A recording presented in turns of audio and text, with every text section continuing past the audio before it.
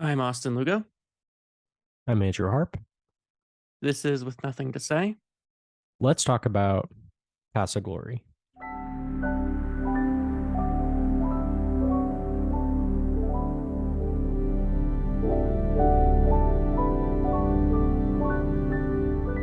Before we get started this week, next week we're going to be watching Jerry Lewis's The Nutty Professor. I have never seen a Jerry Lewis film before, but you've seen a couple, haven't you, Andrew? Seen one. Which one? His first movie, I think like the Bellhop. Yeah, the Bellhop. Oh, The Bellhop, right. And we talked about it a little bit a couple of weeks ago, I think. Like a So while I'm ago. pumped. Yeah. Yeah, it Like was a while, but I've seen yeah, I've he's a seen him in a lot of stuff, and I'm very aware of the man, Jerry Lewis. yeah. So I'm He ready. I mean, he directed like a dozen movies. Yeah, he did his thing. I'm pumped. I'm Yeah. ready. It's gonna Yeah, be me good. too. Let's go.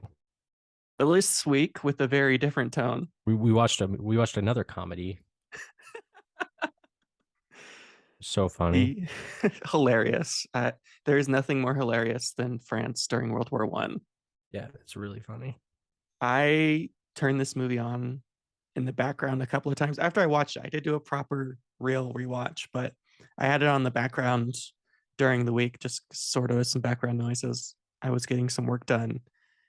And every time I watched it, I was equally just infuriated. I mean, I can't help but not just be so frustrated by this film. Yeah, the whole movie is a pretty frustrating experience. It's not a very comfy movie. It's more just like just like an insane, stupid situation. And I think what makes this whole thing so frustrating is often when we think of war movies, we think of the heroics, especially when we talk about World War II movies, the Nazi killing Americans, fighting off people, very satisfying Tarantino like films. And yet in this, Kubrick refuses to let us ever be satisfied. Even those moments where we finally feel like Kirk Douglas, our hero, has finally gotten something, he's done something right. You know, he's laughing in the faces Yeah. of authority. He's still fucked over. Yeah, exactly. It's a war movie. It's like a couple different movies together, I guess. Different types of movies put together. It's a very short movie. It's less than 90 minutes long. Goes by very quick. It goes by very quick just because I think like the scenery changes at least a few different times pretty dramatically. Yeah. I think that makes the movie go by really fast. Like, so you like start out at the beginning, like at the chateau, Mm-hmm. which is hilarious. You say it's not funny, but I don't know. Like, I can kind of see like we made a joke about it being a comedy. I don't know. There are some like Doctor Strange love elements in there. Like when they're all like when all the generals are talking like in the chateau and stuff like that. I just find it Yeah. funny that they're like in the chateau for whatever reason. It's so funny. I find that hilarious. It's so completely absurd. And one of the brilliant things about this film is the way we meet characters is in the order of their rank. So we start with like this head leader person. I don't know like general admiral, like I don't know the different positions, so I'm not even going to attempt it. But we meet the head guy.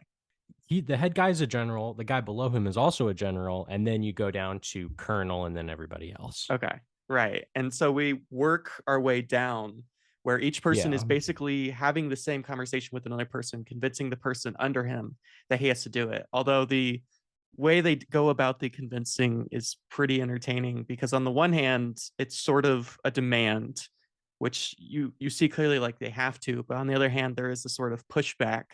And often basically what happens in all these conversations is Kubrick likes to do this little play where they're walking around whatever space they're in.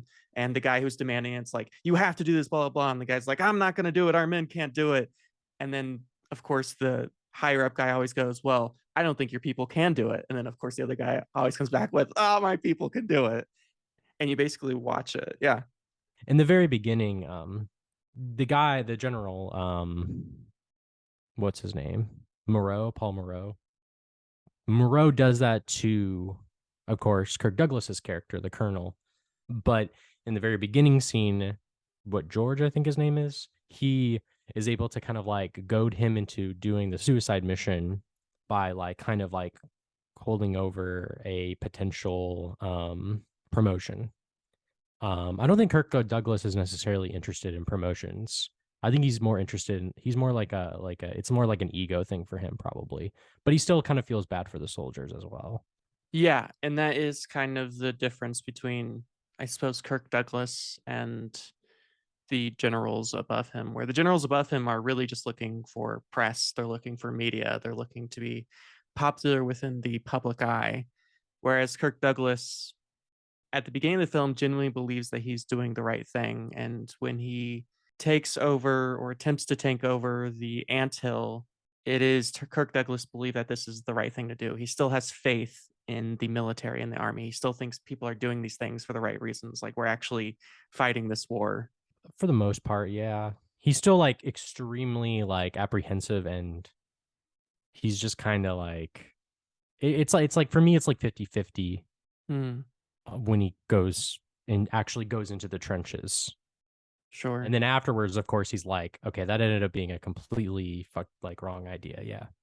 He definitely learns the error of his ways. And while we're watching them go down the ranks, as it were, past Kirk Douglas to whoever the people are below him, the soldiers, and so on and so forth, each room that they have their conversation in gets progressively more hideous and gross and Right. disgusting. Yeah. Yeah. Of course. Yeah. Because obviously there's a juxtaposition between the mansion, the chateau, and the trenches in World War One, of course. And even the trenches that Kirk Douglas is in, his room is still nicer than when he goes and talks to his lower people. Right. Of course. I love when the general guy walks in through the trenches. He first gets into the trenches, and of course, you meet the few characters later in the film who are going to be charged with cowardice, which is, again, incredibly frustrating. Yeah. That's good. But whenever he meets them, he's like, "Are you ready to kill more Germans?" Yeah. He like does, it's like a really awkward scene. Right. Because at least like I guess like I guess the another big difference between him and Kirk Douglas, the general Paul Paul Moreau, is that he's like not like in it all that much, but Kirk Douglas is. You know what I mean? So you have that frustration too between those two characters, which is kind of integral to the plot of the story of the movie, I would say. Yeah, absolutely. Where Kirk Douglas is kind of literally in the trenches, as it were, leading Yeah. his fellow soldiers on this, even though he condemns the so called paper pushers of these armchair generals. He himself Yeah, yeah. is also an armchair general. And there's that great line where he asks Kirk Douglas if he'd rather fight mice or Mausers. And Kirk Douglas goes, I think I'd rather fight mice. Yeah. There's some great one liners here. Yeah, there's some good writing. You know the screenplay. I believe I read that the dialogue of the screenplay was mostly written by Jim Thompson. Did you know that? I did not know this. Fascinating. What? Do you like Jim Thompson? I think so. What other work has he done? Well, he's a novelist. Right. Well, he wrote the. Is he not the one who wrote the book? No, that's Humphrey Cobb. Okay, that's what I thought. Jim Thompson wrote the dialogue of the screenplay, Right. and I've read one of his books before. He writes a lot of like crime, psychological crime fiction and stuff like that, kind of like an Elmore Leonard type. But this was like he a lot of his movies have been adapted into a lot of his books have been adapted into movies, but he actually like worked on the writing on this movie. He's good. That's wonderful. I'm trying to look up Jim Thompson, the writer, so I can see some of the work that he's done to see if I've read any of his stuff. Think so.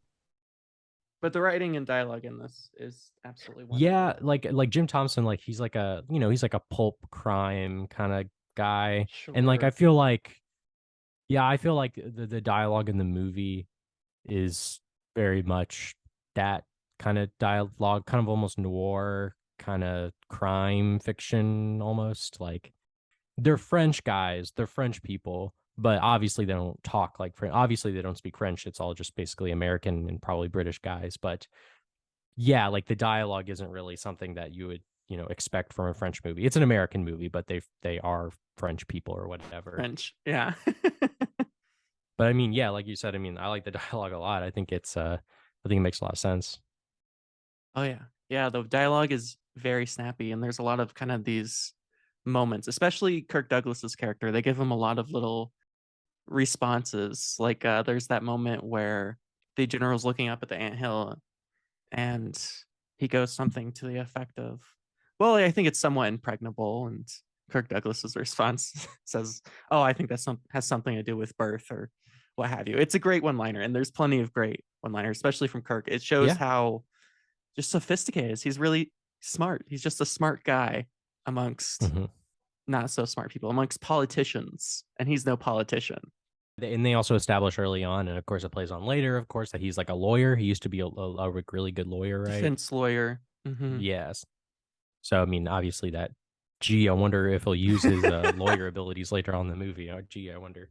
But yeah, the whole opening part with like the war and everything is really good, just because like it's like it's pretty good, solid like war movie kind of stuff, just like good Yeah. kind of like the affable generals who really don't know what's going on. They're kind of they don't really like appreciate the soldiers all that much, even when they say they do. And then you have the attack itself, which the attack itself I think is done kind of in a nice way.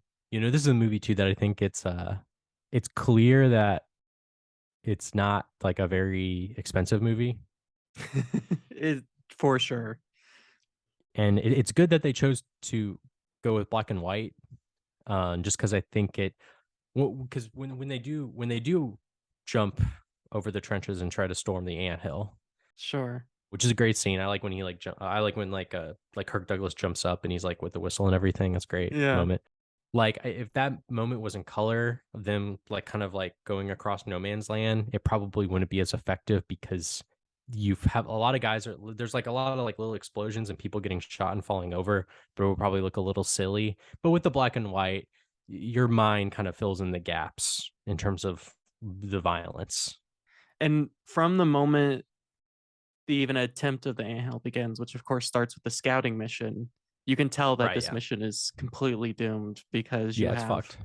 Yeah. even lower down the line below Kirk Douglas, you have officers who are actually cowards. I mean, coward is used a lot in this, but an officer kills his underling because he's so terrified of getting shot, which is fair. I mean, I guess if I was in no man's land during World War I too would be terrified. But throwing a grenade and killing your fellow soldier Right. perhaps wasn't the best idea.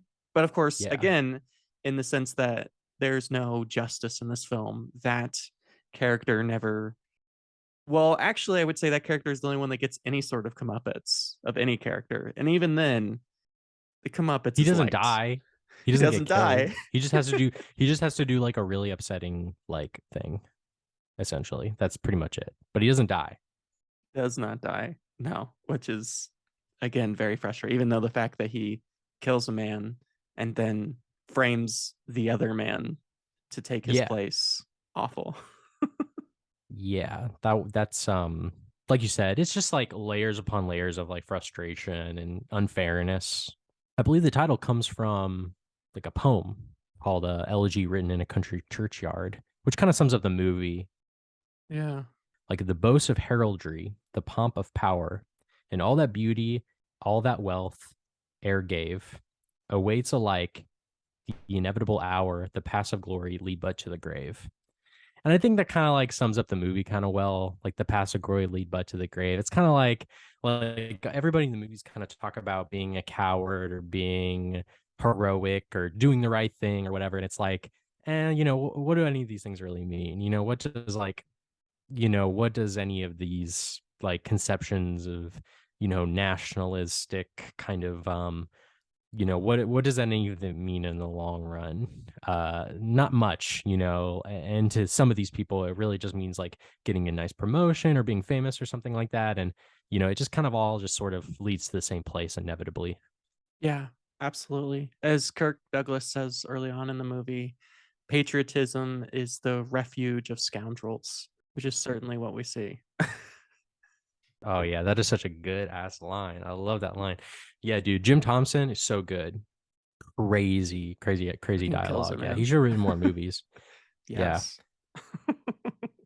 Oh man, it just hits every time he says one of those things. Or early on in the movie where they're talking about how the men who killed kind of cowered together, and one of the generals goes, "That's a sort of herd-like mentality," and Kirk Yeah, Douglas says, "Well, that's more of a human sort of thing." Ugh.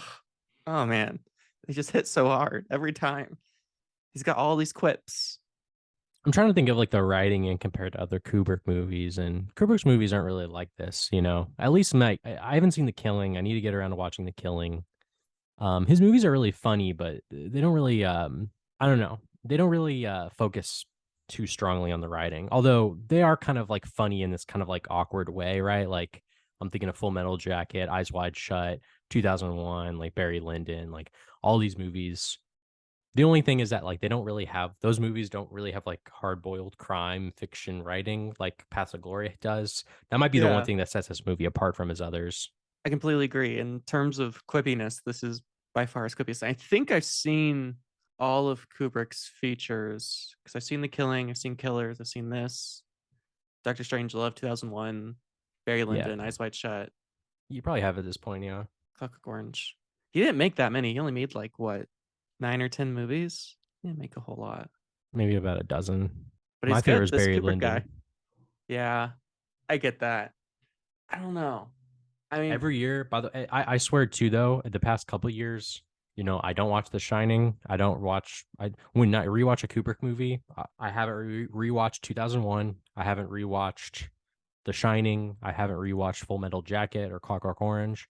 But I feel like at least once a year, the past couple years, I will rewatch Eyes Wide Shut. That movie is so good.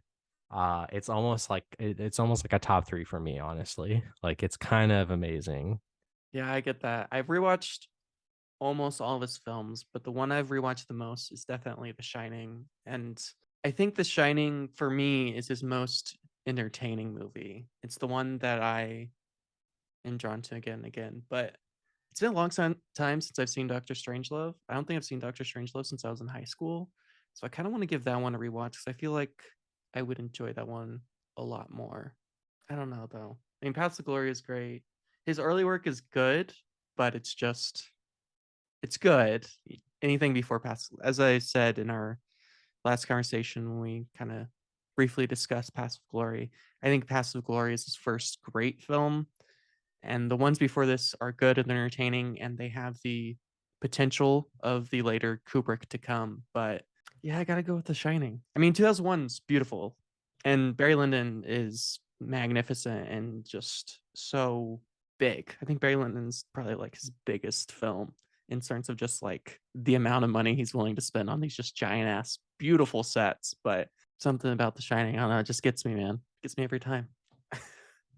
It's been a while since I've seen that one. That one is so that one is just so like ubiquitous though. It's like That's true. the imagery in that movie is like it's like replicated so often, you know. It feels like I've seen that movie so many times, but I've really only seen it all the way through once. But yeah, I mean but Shining, that's a perfect movie. Like, you know, that's just have you ever seen Spartacus? I think you've seen that, right? Yes, I've seen Spartacus. Okay. I need to watch that It's one eventually. it's probably my least favorite Kubrick film. I'm not a huge fan of it. It doesn't feel very Kubrick, and there was a lot of studio involvement in It's like Spartacus, 3 hours long. and it's per Kubrick's specifications. He can't make a movie that's less than, except for this one, which is why I like this one and his early work. It's short, Well, everything from this and earlier is short. yeah, but afterwards it's long. Yeah, everything is now like, yeah, 2 hours, at least 2 hours, 2.5 hours, 3 hours now. Which I don't mind for like movies like Barry Lyndon and Eyes Wide Shut. I think the length in those movies is perfect, and The Shining as well. But you know, like we said with Paths of Glory, I think you know it's a solid film in terms of its length and its like I said, construction. It's a good constructed, well constructed movie. Like I said, with like the black and white photography looks good. And I think like I said, it kind of covers up and kind of helps you imagine the violence that is happening without really, Yeah. I don't know, getting fake blood everywhere. You know, I was with that scene, I was thinking about like Saving Private Ryan, the opening scene. I was reminded of that one and how like those two parts of the movie are so different. Both those moments are so different where Steven Spielberg, he has more, updated technology and special Yeah. effects, so he can really go all out on the war scene. But in Paths of Glory, it's really only a few minutes long, but it's fine. It's very effective. Yeah, that's one of the amazing things about this quote unquote war film is there's really only about 2 to 3 minutes of actual war, and it's very short. And Kubrick honestly doesn't really seem all that interested in the violence itself. Full Metal Jacket is kind of the same thing that I think about it. There's not a lot of like Yeah. shooting and fighting. No, it's wild when you think about it. But despite these both being war films, and we think of them as war films, Kubrick seems completely uninterested in basking in violence. And I think that's purposeful. I mean, of course, part of it is due to a budget because it's just really expensive to shoot violence, especially with large groups of people like this, and trying to show a full blown out war back in the 1950s was very challenging. But on top of that, it seems as if Kubrick believes that merely showing the violence itself is a sort of gratification. And whenever you gratify violence, you create this sense of it not being as evil or cruel as it is. So after those few moments of violence, when they run up Ant Hill and Kirk Douglas is trying to get his men up, and he's doing his best, he's trying to be heroic. Outside of that, that's it. You never see violence again. You never even go Not in the really. trenches again. You're off. Well, You're I mean, like, kind of like in Full Metal Jacket, like, there's not, you said there's no violence. There is violence, but there's not like all out war violence. It's more just like people getting shot by people that they know or people shooting themselves. it's a good point. So there's violence. It's just like different kinds, I guess. Absolutely, completely. So the anthill, of course, surprisingly, does not Yeah, go they can't according get to it. plan. They cannot. It feels spectacularly. Like, it just doesn't.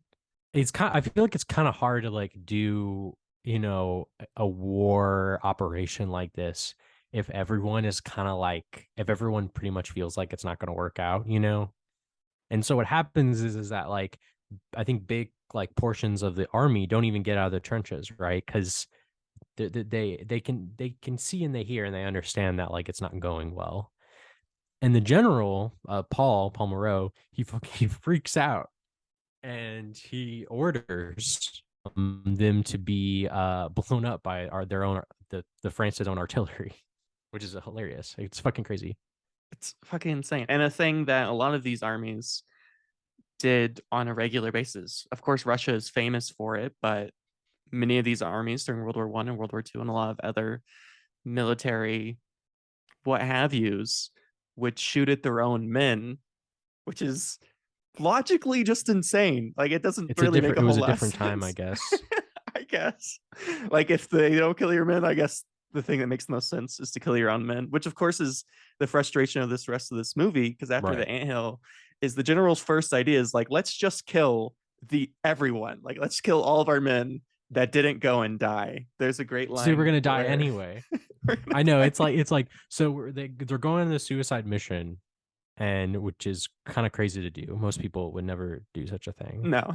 And then they don't do it, and he's like, well, let's kill them ourselves. But I love that scene too, the whole scene where like he orders the artillery to be shot at them. Everybody under him is just like no. They disagree with them, and they decide they pretty much override his order to do It's it. I really wonderful. thought they were going to do it too. I was like, oh no, but Yeah. then everyone was like no. It's one of the few moments in the film that resists power. Yeah. It's like the one. Yeah, you're totally right about that. And there's this great line after the anthill ends, and of course the general and his general are sitting in their fancy chateau eating some fancy fucking meal.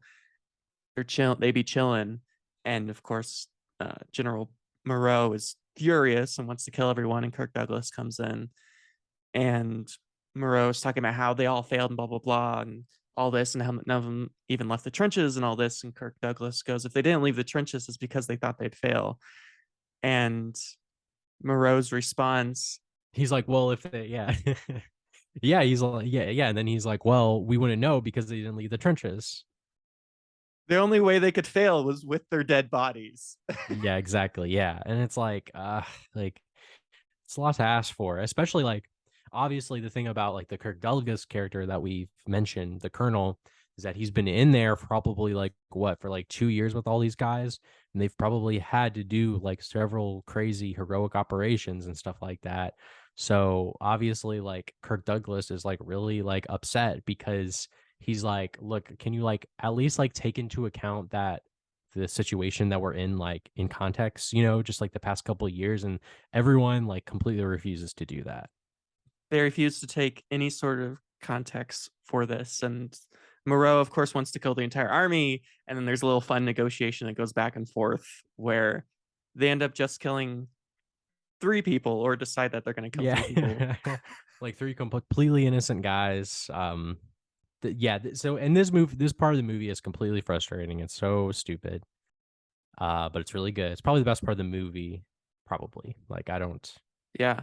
I think most people would agree, right? Like, I think this is like really where the movie's all about, like where it's the courtroom, it's the court part, it's a law courtroom part of the movie, right? It's like a law movie now. It's a lawyer, shotgun lawyer, movie where now Kirk Douglas is defending the three guys to make they're being court-martialed, and Kirk Douglas is defending them. And you have that great scene where they go in and they talk to all the generals and stuff like that. They're basically in prison as well. And yeah, you have that great scene where they go in and they're court-martialed by the generals. It's completely infuriating because, of course, in classic movie fashion, Yeah, the people who are chosen to be court martialed are arguably the bravest people within the entire army. These are the few men who survived for whatever reason. And of course, we kind of work our way back from the people who went the farthest to the people who went the least far. But these are perhaps the three most innocent people in all of the army. right. And as you discussed, one of them was picked simply because he stood up to the his commanding officer because he blew up the guy during the sneak during the scouting mission. And yeah, so obviously that's really frustrating and everything. And this is a good movie too, where all around the acting is really good. These three guys are in particular really good. They're really their performances suck, just because it's like it's not ideal. And yeah, that whole courtroom scene is just really frustrating because, like you said, they go through each individual guy and they ask them like just these terrible leading questions about like, well, how far did you go? Oh, I got as far up to whatever. And then did you keep going? It's like, no, I went back. Like, oh, you went back. Like, it's like, fuck, like, this sucks. And the other thing too, of course, underlying the whole thing is that obviously like they've made their decisions already, right? Like, Yeah. Before the court martial ever began. And even when you think those moments where Kirk Douglas, he's got his moment, right? He's got the comeuppance. He makes these really great points, and you're like, oh, clearly at this point they'll have to see like how obviously blatantly cruel and pointless this whole thing is. And they just don't give a shit. Like even when it's very clear based on all logic that it doesn't make any sense to kill these three men, they just don't give a shit. And he's constantly attacked by the judges and the whole system. I mean, even when they first bring up one of the people being court-martialed, they don't even expect him to cross-examine the witness. They don't give a shit. And no matter how many points Kirk Douglas made, and there's a sort of futility, which is reflective of both the taking of Ant Hill and the entire war itself. It's no matter what you do, these men are going to be killed, and you just kind of have to accept that. Like there's no fighting it. No matter what you say, no matter what you do, it's inevitable. was this kind of thing popular at that time? Because now that I think about it, that part of the movie kind of reminded me of like I don't really like care like all that much for it, but like To Kill a Mockingbird. I feel like this like the 50s like lawyer thing of like Like Anatomy of a Murder, also another lawyer sure. movie. Yeah, Yeah, I mean, like that movie's probably similar too. I haven't seen it, but yeah, just kind of like like lawyer stories or lawyer movies or whatever about like in which the person who is defending themselves really didn't do anything wrong, I guess, and is like yeah, kind of sort of paddling like against like a wave that is going to come crashing down on them anyway. And so basically the whole thing is basically just this kind of really frustrating, difficult thing for the viewer watch, in which like they're screwed, like it's nothing is going to go well, even though the guy defending him is like an amazing lawyer. I feel like this is like a popular thing at the time, but maybe I'm just No, no, no. I can think of quite a few films of this type of this era, and maybe it just has something to do with the post World War II shit. yeah, maybe something to do with World War II, maybe some sort of sense of guilt. Maybe it has something to do with the 50s was sort of similar to the Roaring 20s or the 1980s, in which it was just an economically booming time. And so people had nothing to do but feel bad about other times. I don't know. But there is definitely something of this era where there's a lot of these types of films. Yeah, maybe like the Nuremberg trials as well. Mm, yeah, I'm sure. But it does not go Kirk Douglas's way, as anyone can expect. He's an epic lawyer. Of course, it fails completely, and they kind of announced, they were just kind of like, "Yep, they're gonna die." Bye. Like that was it. You never see Kirk Douglas again. That's the last time you ever see Kirk Douglas until the end of the film. Oh no, that's not true. You see no, you see he's him once there. He's again. there at the That's right, because he yeah. does No, the he shows up here and there. he shows up here and there. He's seen so once. So like everyone goes to the jail and they're all super sad and they're given this Yeah, fancy meal. yeah. They're giving like their last meal. And there's a priest and he's doing all of his priestly stuff. And of course, there's that another extremely frustrating moment where one of the three soldiers he hits his head and is extremely badly injured, like has serious The two of them get in a fight. right. But then he like falls and hits his he has the point is he gets like traumatic he He has a hurts his head traumatic really brain bad. injury. Yeah, He has a yeah. He gets TBI. like a And they're like, well, we're gonna put him on stretcher and we're gonna sit him up oh. straight and then we're gonna wake See, him that's up. funny. Like that's like kind of funny. Like it's because It's it's just definitely like, absurd. are we really doing this? Like, that's just yeah. Like that is yeah, that's pretty bad. Yeah, they're like putting him on the stretcher and they're like, well, we have to do it, you know. And at the end of the day, too, like you said, like it's all about just like setting an example, right? Like the frustrating like it doesn't really like once again, it doesn't really matter who they are or what condition they're in or what they did before. It's just like just pick three guys. Like who cares? Like It's all just to make a point, to build up their morals, right? Their morality. yeah. And yeah, I think then we just get to the execution, right? Which is a crazy scene. Before that, because we still think that there's a chance that he might be saved because Kirk Douglas, Oh, right. Kirk he Douglas, he goes tries to do his into thing. their fancy ass dance, all these rich people, really decadent food, The decadent General ballroom. George guy, yeah. He's having a party.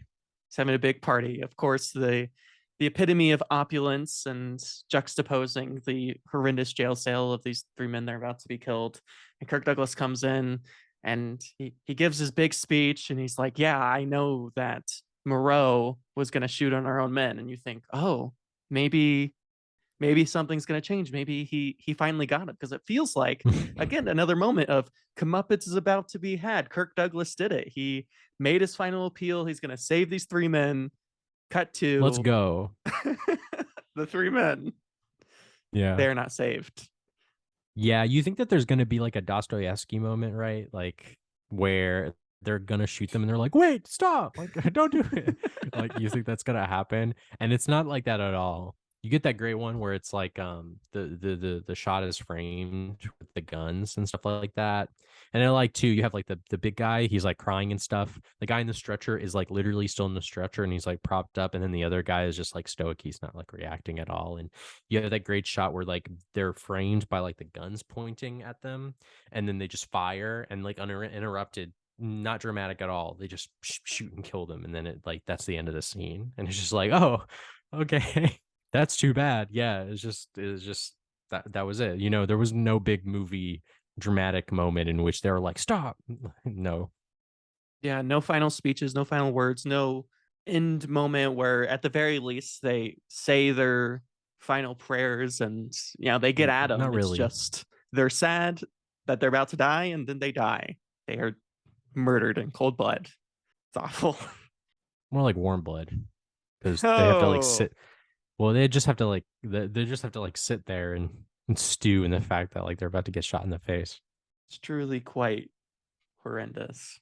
Oh yeah, and like you said, he in order to get back at him, Dax, Colonel Dax, the Kurt Douglas character, he makes the one guy lead the executions. He sure Is what we does. talked about. Yeah, so that's a good moment too. Yeah, and they're just, but still, once again, they're executed, and there's really like no fanfare or anything like that. And you get like the end of the movie right after that, where everybody kind of has to bear the brunt, I guess, of the executions more or less, including the who's essentially the evil villain, who is Moreau, the evil general. Yeah, absolutely. Of course, another moment at the chateau in which Moreau is with George, and Kirk Douglas comes in again, and George basically tells Moreau that he knows about the shooting, and Kirk Douglas is like, "Yeah, I Mhm. got all these affidavits and all this shit." And Moreau has to go through an inquiry in which the public will know that he threatened to shoot his own men, which is again one of the only moments of comeuppance, Comeuppance. sort of. Yeah, yeah, pretty They much. keep saying. That they're gonna threaten to put him in timeout. Yeah, which again, it's not even a real thing. Like he's not going to be executed for what he did. He's not really going to be Probably not. punished in any real way. He's just going to have a He'll probably trial. just be laying back. He'll have a trial, probably like a lot of publicity in the trial, and then he'll lose his job. And pretty much the whole reason why he did it was to get the promotion, and he's not going to get it at all. He's not going to get anything, which is good. But once It's again, good. it still pales in comparison. Oh, absolutely. And then of course George is like, Kirk Douglas, you should get the promotion. Yeah, this is a great moment. And Kirk Douglas gives one of his famous speeches, arguably one of my Great favorite speech. moments in the He has movie. a It's couple. like He has a couple good speeches. Yeah, it's a lot of great speeches in this, but he really he hits back at him, and it's satisfying. But at the end of the day, like it doesn't really do anything because basically Colonel Dax is in the same place, and the general is still the general, and he's just gonna have someone Moreau esque in the new position. So nothing has really changed except the death of three men and the death of all the people who ran up Ant Hill. And Kirk Douglas is just kind of stuck where he is. yeah. He's just the same. He's just the colonel. Yeah, and the final ending, it feels a little tacked on, but I like it. It makes sense, in which like the Dax's soldiers, right? They're like listen to that German girl sing a song, and they like hoot and holler and stuff. And the moment where they're hooting and hollering, and then they stop and they sing along with the folk song. And of course, like they have to essentially break the news to all these guys who are having a good time. Yeah, we have to go back. What, like it's 1916? Like what I think is so. what? When is World War Two? 2 years later, I think World War One ends. I think it ended in 1918. I think it started in 1914 and ended in 1918. Right. Yeah, that sounds about right. 1918, I think, is when it ended. So yeah, it's like in the middle of World War One, and they got 2 more years of this shit. So yeah, it's just kind of like a movie that just sort of it starts in the middle of World War One and it still ends in the middle of World War One. Like it doesn't have like, and then the war ended and it was great for everybody. No, it's just kind of like, once again, it's just sort of pain, ultimate horrific pain will continue for another 2 years essentially. Yeah, it's an incredible moment. And when I first did my rewatch, the only thing I remembered from this movie, other than the trench scene in which she asks if you're going to kill more Germans, because that's just imprinted in my brain, It's a good one. was the final song that the Yeah, men yeah. sing with the German woman. It's sad and intense. And now they just have to go back to war. As you said, there's another 2 years of bloody war. And France does not do well in these next 2 years. It does not bode well for the French, which I guess is all the worse. Like, you know what's going to happen, which Right, that's what I'm saying. Yeah. the French Yeah. do not win. Yeah. Like you said, it's just kind of once again, it just it continues, the meat grinder continues. And that's the movie. That's a movie. Yeah. You get those nice the end cardinals. Whatever happened to the end titles? I think they should start doing that again. Like in the movie, they're like the How end. am I supposed to know when the movie ends? How? How am I supposed to know? All right. Final thoughts, Andrew. Yeah. You go first. Okay. I'll go first. I got this. I've seen this movie once before, and it was quite a long time ago. I think I was just into college, so I couldn't have been more than 19 or 20 years old. I had loved it the first time. It was one of my first Kubrick experiences. Rewatching it, it's still incredible. I mean, as we've said so many times, so frustrating, so few comeuppets had, so little satisfaction had in this film, and yet it's so quippy. Kirk Douglas is absolutely wonderful, and so is everyone else. They're truly giving 110% in this. It's a good-looking movie. Sure, it doesn't have the sort of visual spectacularness of 2001 or Barry Lyndon or some of his other work, but I think it gets the job done in a good way, and I think all the sets are good. I think you're right. I think if they shot this in color, some of those war scenes might have not looked so great. So choosing in black and white was definitely the best way to go. But as I've said, I think this is Kubrick's first great film, and of course, his filmography certainly doesn't get any worse after this. So I can't help but give this a 9 out of 10. I'll give it a strong 8, strong 8 out of 10.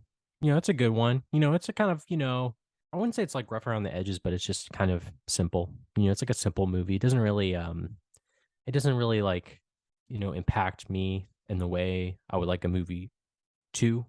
But like the story, but just probably one of the better anti-war, more one of the more nuanced anti-war movies, I think. I think anybody nowadays can make like an anti-war movie in which like a bunch of guys are running around with machine like Forrest Gump, like it's just the most eye rolly like Yeah. anti-war Vietnam War scenes imaginable of like people blowing up and the guy losing his leg. That's just so like surface level like wow, war is crazy. But in this movie, I feel like it kind of the other thing too we didn't mention, you don't see a single German in the entire movie. It's just That's all right. French people, except for the girl at the end, which is interesting. Oh, yeah.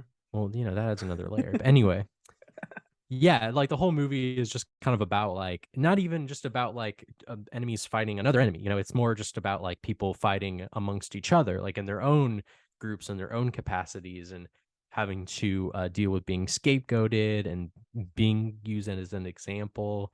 All these things are really great. And like you said, the dialogue is good. It's a good looking movie. It's just a good, solid movie. And that's all there is to it. Just a good 8 out of 10 experience. All right, y'all. Thank you for listening. You can find everything I do at Austin Lugo 12. I'm on Letterboxd at Richard Andrew, RETR0 Andrew.